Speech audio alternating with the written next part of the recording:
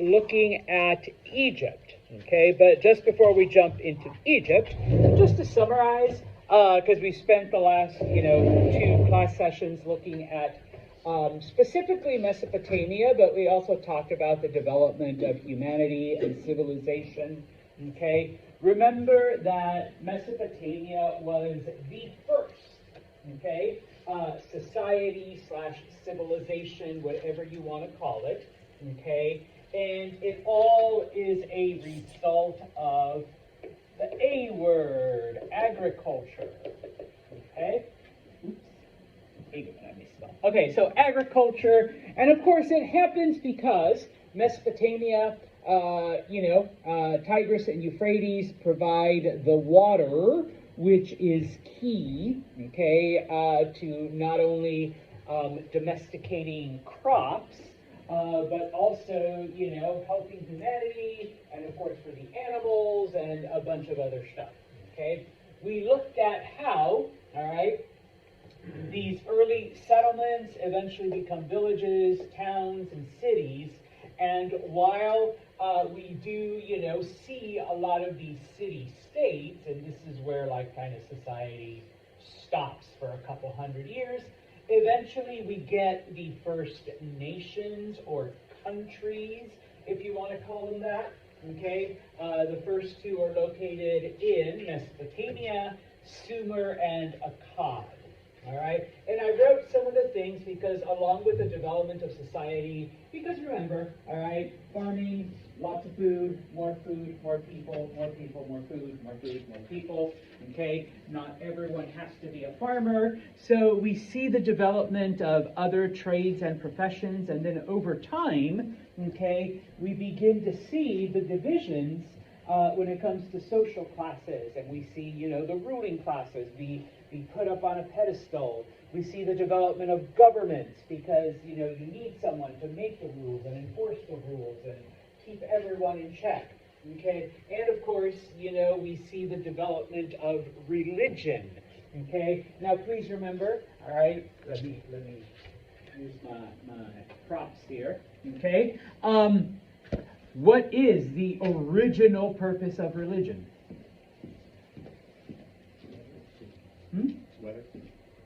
Well, not just weather, but what about the weather? Yes, explain it, okay? Like, why is this happening? Okay?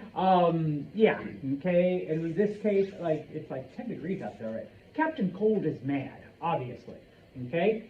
I was going to say, explain natural phenomena. Okay, and that's why beyond just the weather, yeah, any kind of natural phenomenon that humans don't understand, well, some god must be pissed off, okay? And so, yeah, we see the development of religion. Now, specific to Mesopotamia, and in this case, even more specific to Sumer, okay, during this time, we see the invention of the wheel, okay? As people begin to work with metals, and you do need to know the recipe, all right, you mix tin and copper together, what do you get? Bronze. I wish I had a bronze-colored marker, but we're going to go with blue, okay? Bronze.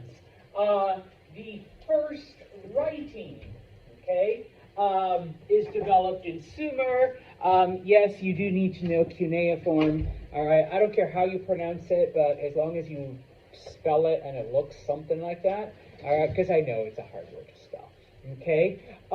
We see the development of trade and commerce, because once again, because not everybody's a farmer, the people with food and the people that make things, we need an equitable system by which we can, exchange things.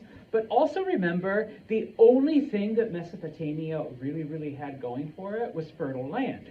Other natural resources, they weren't there. So we need to trade for the wood and for the tin and the copper and, for all of the other stuff that we've developed. And then the last thing I talked about was, it was the Sumerians, okay, that came up with still the system of time that we use today. Now, I just put 12 there because basically our clocks, our time, or whatever is all based on 12 and multiples of 12.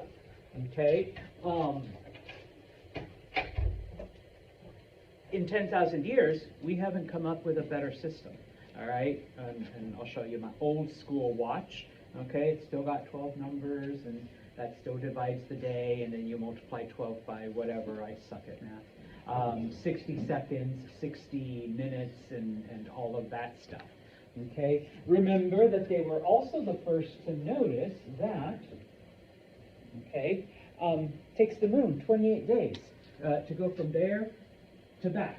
Okay? And so they begin to measure time according to the lunar cycles as well. Okay, even though, like I said, we just celebrated Lunar New Year, and most people are like, oh, Chinese. No, it was actually the Mesopotamians who came up with it first. Okay, and so now we move on to Egypt. Oh, the last thing. Okay, please, once again, remember, from hunter-gatherer days to all of this, it's tens of thousands of years. Okay, it doesn't happen in like one lifetime or 2 generations. Okay, we are literally talking about thousands upon thousands upon thousands of years. All right? Now, we look at Egypt. Okay? That is our next society. I'm not going to spend as much time because it would basically just be a repeat of this, because the exact same thing happened in Egypt. Okay? Now, it does happen a little bit later. Okay? Whereas in Mesopotamia, it all started around 7,000 BCE. In Egypt, around 4,000. Okay, so 3,000 years later, we begin to see, these little settlements, these villages, begin to develop along the Nile River. Okay, now of course we will look at some of the differences. Whereas in Mesopotamia, you had the 2 rivers. In Egypt, you just have the one, the Nile River. Okay, now, it takes thousands of years for these cities to unite into their little, countries. And then, at the very end, if you recall, there was a king of Akkad named Sargon who conquers everything, okay? And hence why he's known as Sargon the Great, okay? But that took thousands of years, okay? In Egypt, it literally only takes 900, all right, for all of these city-states to come together and be brought under one ruler, okay, and to be called the Kingdom of Egypt, okay? And there is a reason. It has to do with geography, which we will talk about. And of course, Mr. Santos, I will show you the maps. But it does have to do with geography. So even though they develop later, they get to the same point a lot faster than the Mesopotamians. And so that's why I put here. Their development is similar, so we're not going to analyze like all of that stuff again. But we are going to look at the differences, obviously. Okay, number one, okay, the Nile was a lot more steady and a lot more reliable than the Tigris and the Euphrates. The Tigris and the Euphrates would randomly flood whenever, okay? The Nile, on the other hand, it always did what it was going to do at the same times each year.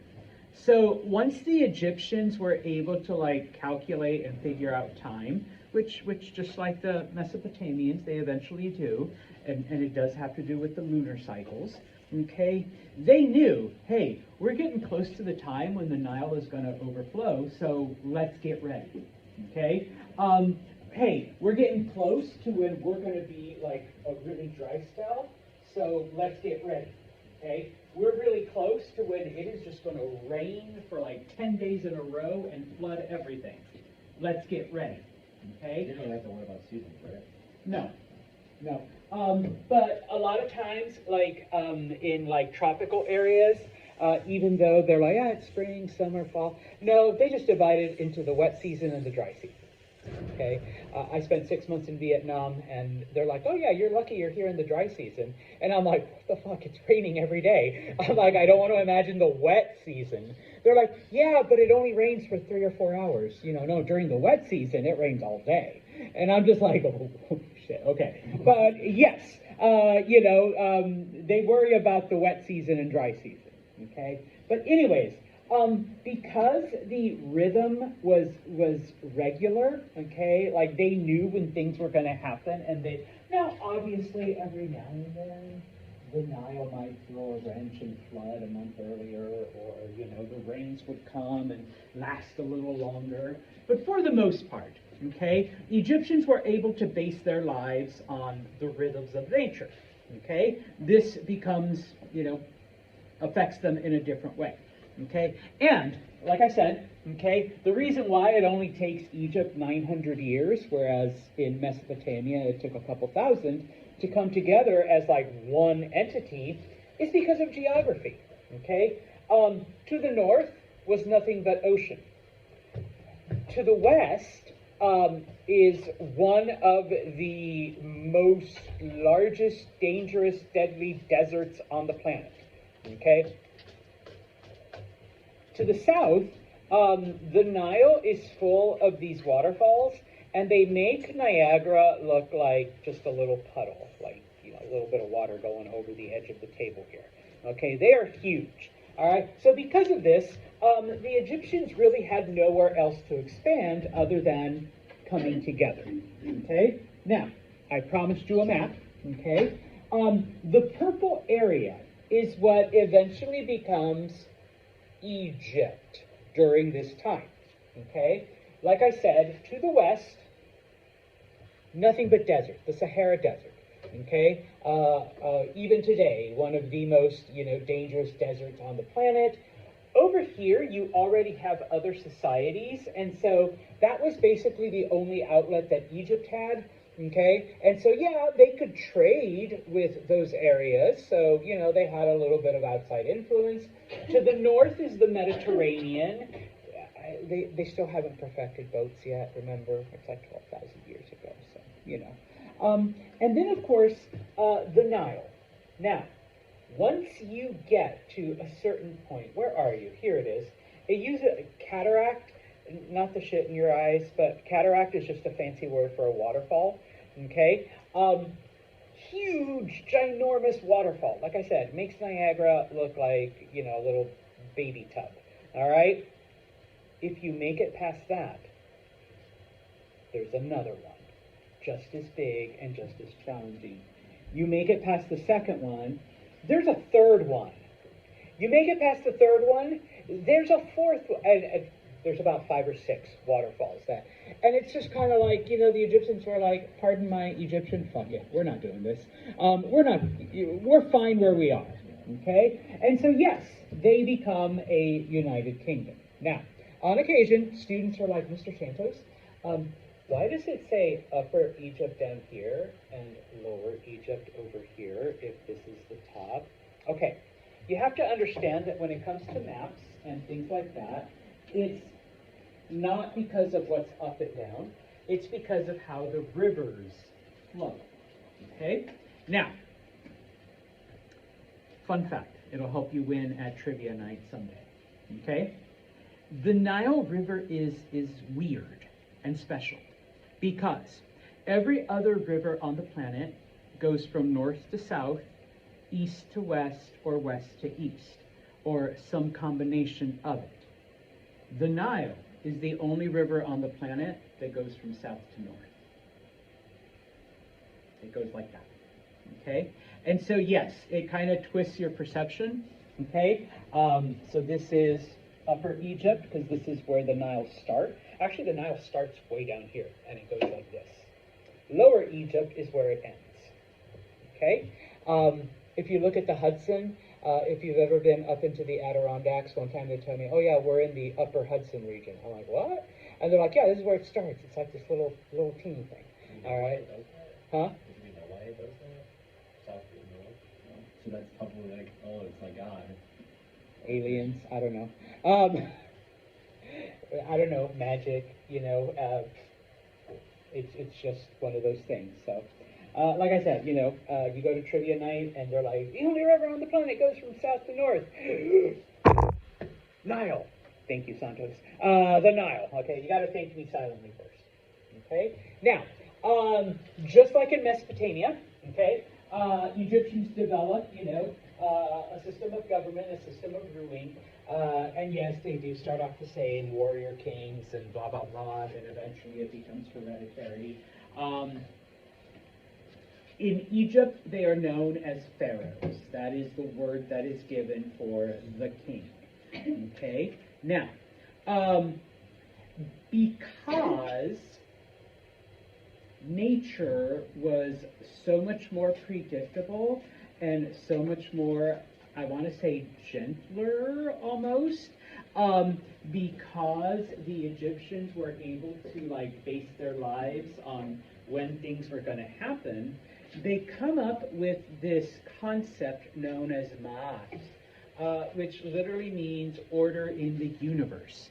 Okay, that basically life is just a series or a system of everything balancing things out. And so, yeah, when there is a storm or a cold spell or whatever, that's just the universe trying to balance itself out. Okay, so we just kind of have to wait. All right, because once the universe is back in balance, back in harmony, everything's going to continue the way it was before. Okay, it's not the end. All right, the universe is just trying to fix itself. Okay, and so this becomes the basis. We'll get into it. This becomes the basis of Egyptian belief and Egyptian religion. Okay, you're not dealing with asshole jerk gods that are just trying to make your life miserable, and as humans, your duty is to keep them happy. Okay, you're dealing with gods that are trying to, keep the universe in balance, and every now and then it's a little bit harder, so we just kind of have to wait it out. Okay, and then once you wait it out, everything is normal. You just keep on doing your thing, just like you did before. Okay, now these kings, develop what become known as dynasties. And we will look at this also when we look at the Chinese. A dynasty is where a family, rules.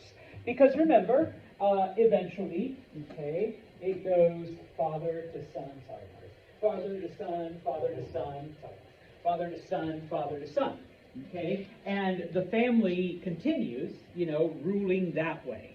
Okay, now, FYI, through the history of ancient Egypt, there were 31 dynasties or 31 different families that ruled over Egypt. Okay, and we divide ancient Egyptian history into the Old Kingdom, the Middle Kingdom, and the New Kingdom. Okay, obviously today we're looking at the Old Kingdom. The New Kingdom ends when Alexander the Great conquers Egypt. Okay, that's the end right there. Okay, because once Alex goes in there, Egypt becomes Greekified, and so it's different. Okay, so it's never like this again. All right, now, like I said, today we'll be looking at the Old Kingdom specifically. You don't really need to know the dates of when the Old Kingdom existed. I threw them up there because as if I need to remind you, I'm a dork. All right, I like history, so the dates of the Old Kingdom, I'm not going to ask you on it, so if you don't want to write them down, you don't have to. Okay? But what you do need to know, number one, it is during the Old Kingdom that the first pyramids are constructed. Okay? So the oldest pyramids that you see in Egypt are about 4,000 to 5,000 years old. Okay? They are old AF. All right? To use your terms. Okay? They really are. Okay? It is during the third and the fourth dynasty, so it takes two different families, to build the Great Pyramids at Giza. Okay, Giza is near modern day Cairo. All right, but at the time it was known as Giza. Okay, what were the pyramids? All right, this you do also need to know. They were royal tombs. Okay, this is where the pharaohs and other members of the ruling family were buried. Okay, now, not built by aliens.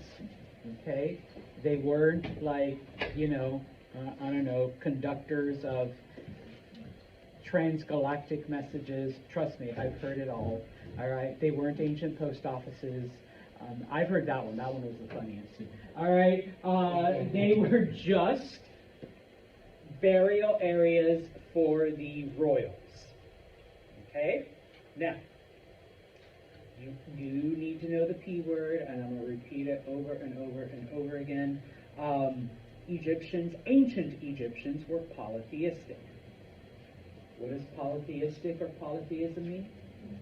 Yes, they believed in multiple gods. Okay, lots and lots of gods.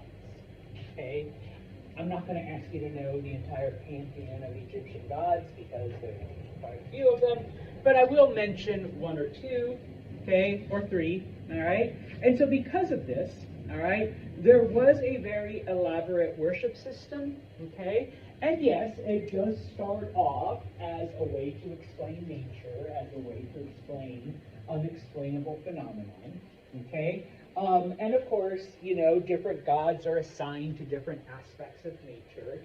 And eventually, okay, obviously, we're going to get a system of worship, just like we got over here, all right? One big difference, though,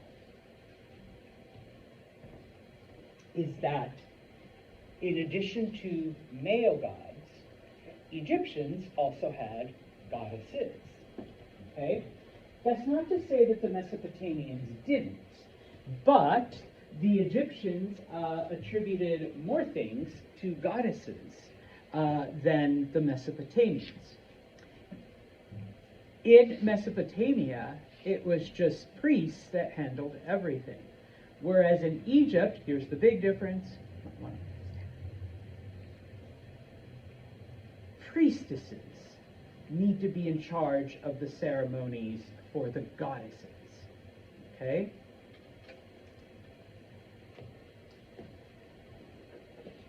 Remember, in Mesopotamia, once we developed gender roles and whatnot, and throughout most of history, what is the role of women? Yeah, housewife. Cook, clean, and make lots of babies, especially boy babies. Okay? In Egypt, if you don't want to do that, you just become a priestess of whomever. Okay? And now you're in charge of worship. You're in charge of the ceremonies to honor one of the many gods, and you're seen as important because you are part of this system that is trying to bring peace and harmony and order to the universe. Okay? So, all right, I can either, marry a man and clean his house and make the food and pop out 20 kids. Sorry, I know I'm making it sound, pleasant. Or I can be part of this system that is literally bringing harmony. 20 screaming kids, or here's already. I'm bringing harmony to the universe. All right, so yeah, okay. Now, unlike and eventually there are some other cultures we will look at. All right, remember the Mesopotamians. Eventually, when religion and government kind of, get together, and the priests are telling people, yes, king here is chosen by the gods. Okay? Well, in Egypt, they take it one step further. You're not just chosen by the gods. Eventually, the Egyptians begin to teach you are descended from the gods. You are part God. You're part divine. And not just any God, but the sun God. Okay? Now, I put there Ray. Some people pronounce it Ra. Okay? Because depending on the translation that you read. Okay? Mr. Santos, what's Amun? What's Amun-Re? Over time, Egyptians, like I said, they're polytheistic. They have numerous, multiple gods. And over the thousands of years, different gods were kind of combined. You know, they had similar powers and similar, like, things. And so the god Amun is combined with the god Re. And so eventually some people call him Amun-Re, some people call him Re. All right? Nevertheless, it's the sun god. Okay? Here's my sun god. All right, I've got my Egyptian. Oh, don't worry, I got my Egyptian gods. I've got all my bases covered. Okay, Catholic saints, you know, Egyptians, you know. I think I wore my Quetzalcoatl shirt. I got the Aztec gods covered. All right, yeah. If I'm going to hell, I'm going to hell in every religion and every belief. Okay, not just Christianity. Okay, so the sun god. No, actually, a student got me this. You know, obviously, because they're like, Santos, look, I found this. It's the sun god. I'm like, you're right. Thank you. Okay, so I keep it in my office. Okay, so yeah. All right. So the pharaoh descended from the sun god. Okay. These are the pyramids at Giza. These are the Great Pyramids. All right, the ones you see in pictures, the ones you see in movies. If you're old enough to remember the ones that Brendan Fraser went in and like The Rock came out as the Scorpion King and like all that other stuff. Some of you are just like, what the fuck's he talking about? Some of you are going, yeah, I remember those movies and stuff. I know you guys are all babies. All right, so yeah, this is 20 years ago, Ken. We're old men here. So yes. Okay. Now the fun part, and this is like my favorite thing to show, is that you think, oh yeah, it's the desert, it's the middle of nowhere, you got to travel, you got to do. Remember, the pyramids are pretty close to modern day Cairo. They're actually surrounded by city. David's like, what? Yeah. The city grew up around it. Fortunately, the Egyptians were smart enough to keep, I think it's about 3 square miles of nothing, so that you can still get the authentic feel. All right, it is sealed off. There are gates that you have to, you buy your ticket, and then you go in, and you can rent camels if you want, like an even more authentic experience. You can ride out to the pyramids. Okay. But you've got the big ass city right there. Okay, you're at the pyramids, and you can hear traffic, and you're like, yeah, just like ancient Egypt. No, not really. Okay, but progress, yay, humanity. Now, I'm gonna go back. There's 3 little pyramids. There's these bigger pyramids, and if you can't see them, they're right here. I know, it's forced perspective. You're looking that way. There's the 3 little ones, there's this one, and then there's the other one. I know. Photography trick. You people that do camera and shit like that, you know how to do this. Okay? But yeah, just to give us that illusion. Now, there's this travel blogger. I once, I watched their stuff on occasion, back before TikTok was banned. I know it's back, but, I was following this travel blogger. And apparently there's a Kentucky Fried Chicken, like, around here somewhere. And what they were saying, oh, yeah, America's everywhere, trust me. I went to Vietnam and ate at Burger King. So it's just like, yeah, so, oh, yeah, I've been to McDonald's in South America and Asia and England and, all over Europe. Okay, true story. About 15 years ago, I took a group of students to Spain, and we were traveling and like learning Spanish and Spain and all this other stuff. We end up in Madrid, and guess what's the first thing that everybody wants to go to? McDonald's. I'm like, what? All right, you don't travel to Europe just to see what McDonald's is like in Spain. Okay, well, apparently they did. All right, and it's just like, it tastes the same. I know it tastes the same. All right. Special items. Okay, yes, you can get your combo meal with beer instead of soda. All right, so, yeah, sometimes. But anyways, Okay, there's a Kentucky Fried Chicken, and the travel blogger was like, just go in and order anything because they have a rooftop where you can eat. You're eating your KFC nuggets, watching the sunset over the pyramids. I know, right? You're just like, oh my God, the pyramids. Ooh, and KFC. And so yeah, okay, history and chicken. Okay, now. When it comes to the religion, okay, once again, polytheistic, bless you, okay, you've got Ra, the sun god, okay, Osiris was the god of vegetation, okay, one of the important ones. You pray, you do your ceremonies, you do your worship, you do your things, because if you want plentiful crops, because once again, remember, the basis of all this, is agriculture. So, food, you need the food. Okay. In addition, Isis, this is one of our goddesses. Okay. Girl gods. Okay. Mother Earth. All right. So you also pray to her and worship her and do your things, because the earth is what gives you. Let me bring out my props again. The earth is what gives you the trees and the sunshine and the water and the plants and all of that other stuff. All right? Now, because of the way they observed nature and because they knew that the Nile went through, its cycles, and that sometimes it would flood and sometimes it would be dry, but if they just waited it out, harmony, balance, the universe eventually fixes itself, okay? And so this led them, once again, to a different perspective to religion, okay? And so for them, time was a circle.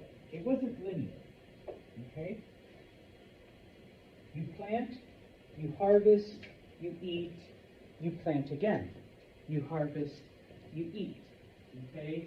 The Nile floods, it destroys, the water goes back, and then life is normal. The Nile floods, it destroys, it goes back, and then life is normal. And so because of this, they extended it to other areas. And in this case, religion. Okay? Egyptians believed in an afterlife, which was unique because the Mesopotamians did not. All right? Yeah, you're here to keep the gods happy, but when you died, you were dead. That's it. Game over. Okay? And so most ancient cultures would burn their dead because that's it. It's over. Burn the body. Get rid of it. Okay? Egyptians, on the other hand, because they believed in an afterlife, you're going to need your body. You're going to need your stuff to continue living in the next life. It's called mummification. Okay? That's why we have the pyramids. Okay? That's why you have dead bodies in there. Preserved dead bodies, because in the next life, you're going to need your body. Oh, how are you going to get around? Well, let's put all your chariots in there. Wait, where are you going to sit? And what are you going to, like when you get your new house in the afterlife? Well, then let's put all your furniture there. Wait, how are you going to buy shit in the afterlife? Well, let's put all your money in there too. Okay? And of course, the more important you were, the more, whatever, the bigger your pyramid, because you had more things that you needed to take into the afterlife. Are they all 100% explored, or are they still protected under religious stuff? They're protected, but most of them have been plundered and raided, and so unless they find new ones that have been buried, for thousands of years, but yeah. Or if the Brits ever decide to give shit back, then, I'll get to that in a minute, okay? Now, the Egyptians also, and we'll talk a little bit more about, pyramids in a sec, The Egyptians also developed a system of writing. They actually, and this is a fairly new discovery, they actually developed several systems of writing, number one. Now, it was very, very similar to cuneiform in that it was a pictographic. You had pictures that represented sounds, and then you had pictures that represented thoughts, okay? Most people know the word hieroglyphics, okay? In fact, for the longest time, we called everything hieroglyphic, okay? Well, we've learned recently that hieroglyphics were only used in formal or in religious or in royal writings, okay? Now, goes back to David's comment. We've explored the pyramids. People went in there. Remember, the pyramids are tombs for who? The pharaohs, the royal family, okay? It involves various religious functions, okay?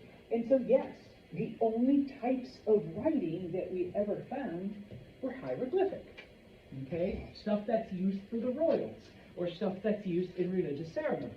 So for, the last 200 years, we thought that was the only kind of writing, okay? Turns out that for everything else, though, they used a writing called hieratic, okay? Now, how have we learned this? Well, I promise I'll come back. Remember, okay, the pyramids, I thought it was written there, never mind. The pyramids were burial areas for the royal family. What about the average Joe? Okay, turns out that they were also mummified, but they were just put into these mass graves, okay? They discovered one of the first ones about 10 years ago, a little over 10 years ago. They were trying to extend the subway system in Cairo. And as they're digging, they find this mass grave. And there's like literally hundreds of mummies, And they're just like, whoa, what are all these mummies doing here? Turns out that's where, the average person, when you died, you were mummified and you were just thrown into a mass grave, okay? Because in the next life, you're just going to be an average person, okay? So you got your body, all right, and you're going to have to find a mummy job and, make mummy money, and stuff like that, okay? You're not one of the royals who gets to take all their shit with them, okay? Oh, and just FYI,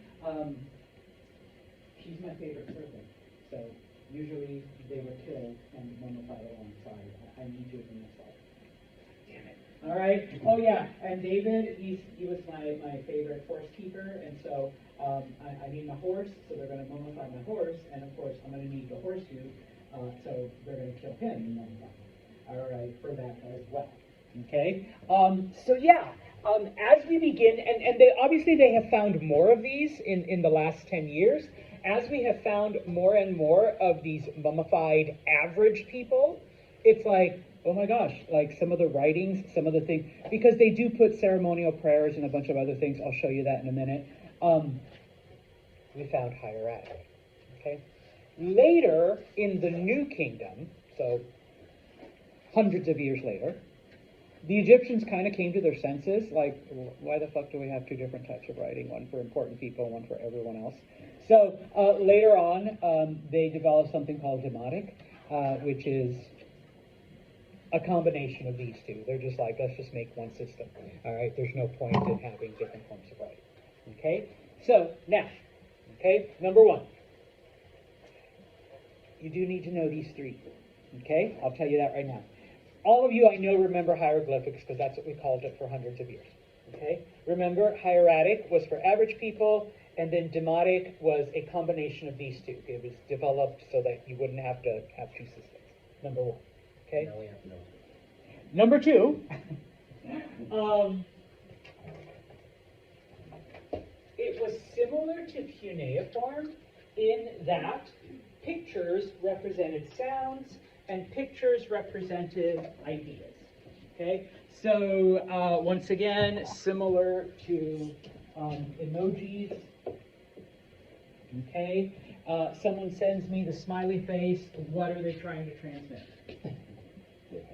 Happiness, something good, yeah, whatever else. Okay, there's some emojis I'm gonna have like 2 or 3 of you stay after class and like literally tell me what this means, because I get them and I'm like, what's the side face one? I mean, I don't know. Anyways, okay. Now, the difference, of course, is that whereas the Mesopotamians wrote on clay tablets, the Egyptians came up with the earliest form of paper. Okay, it was made out of plants, and you do need to know, this is another P word, papyrus, okay?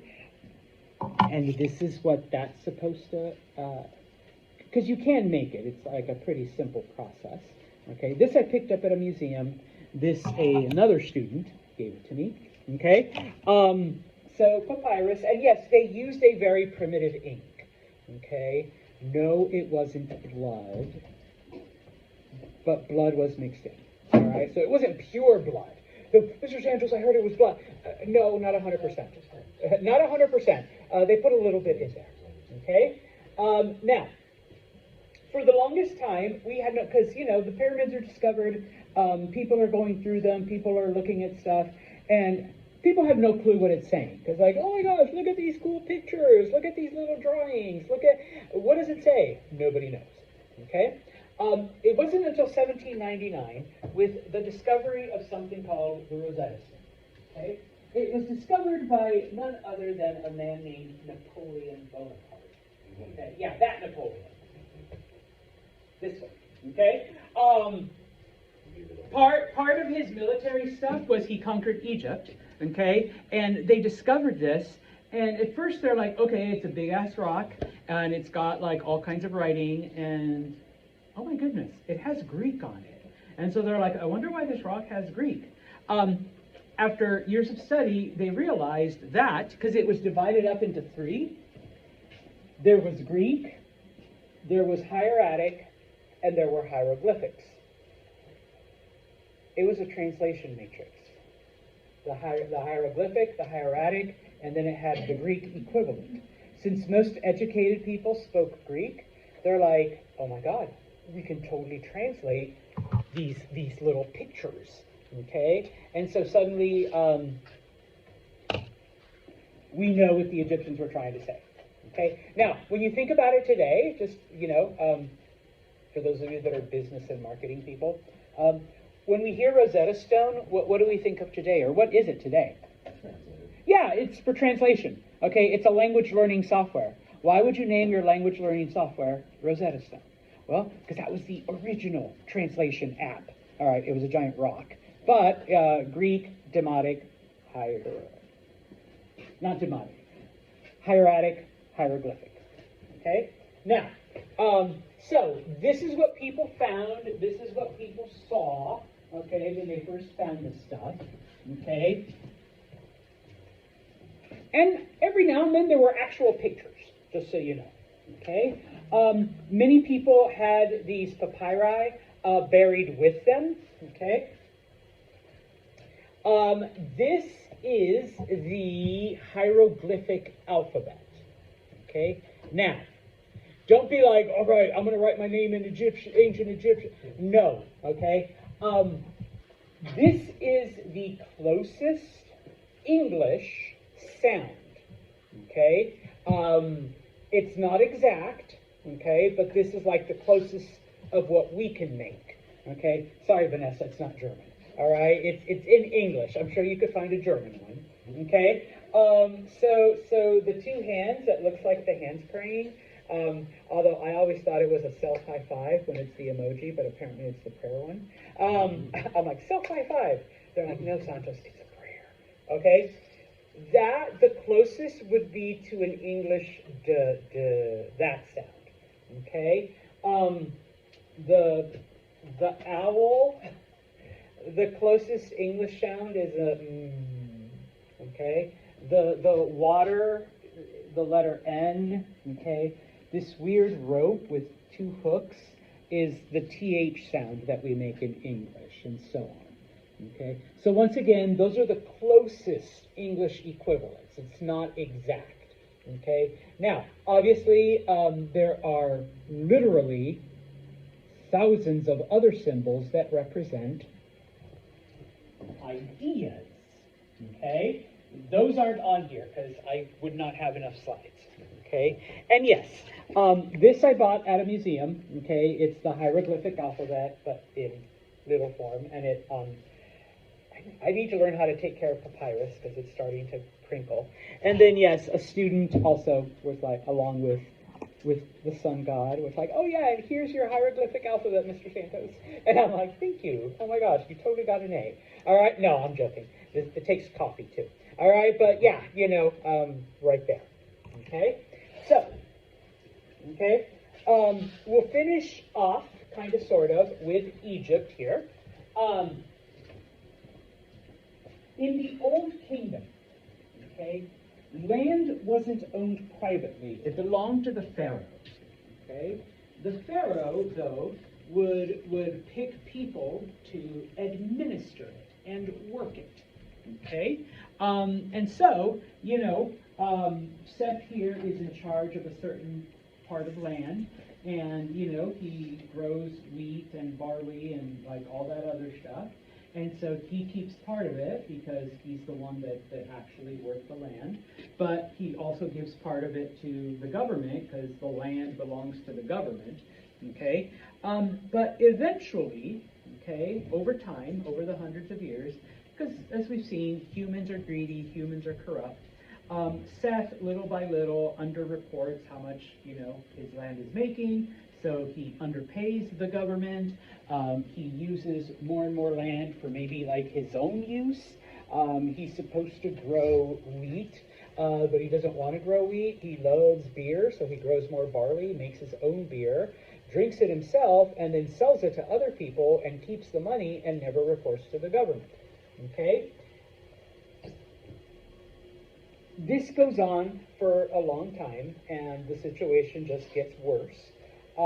Eventually, we end up with a period of drought, okay, where there's no rain, the Nile begins to dry up, and there's no end in sight, and suddenly, because you have the private people have been using the land for their own selfish needs, the government runs out of food to give to the people.